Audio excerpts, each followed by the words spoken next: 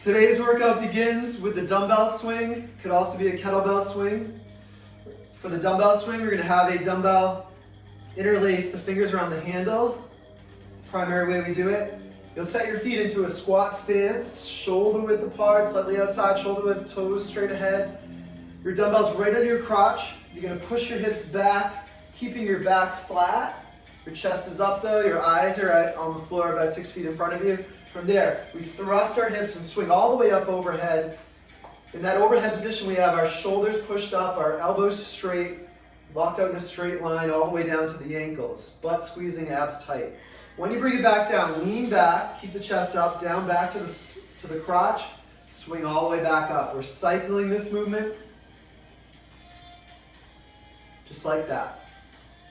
Now, if you need to use a different object, you can get away with swinging a bag or a plate. If you have a plate, just with a plate or bag, you might have to get your knees very wide apart, but it works.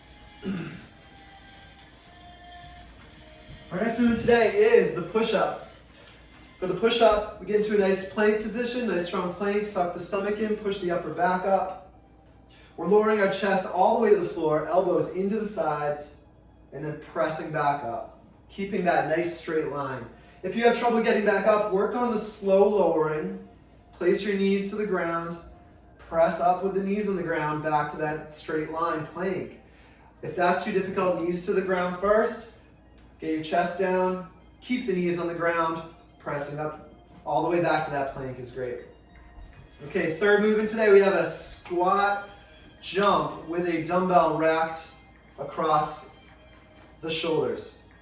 So we have it racked across the shoulders right in the base of the neck. Elbows are forward, dumbbells horizontal, of course. We're going down into a full squat, and then we're jumping up and landing back in that squat. If you need to stay quiet and not make too much noise on the landing, you can just go up on your toes into that squat. So if you have a different object, you can hold it similarly against your chest. You can use the backpack, you can use the kettlebell, you can use the plate. If the plate is too big, you might want to put it on your back for this. You put it over your back like this.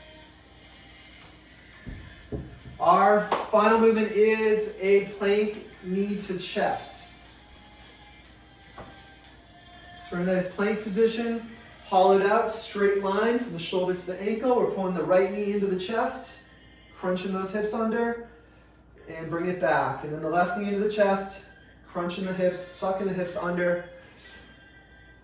This is not a mountain climber. This is a strict movement, pulling that knee in and going back to the plank, getting that strict crunch before you return.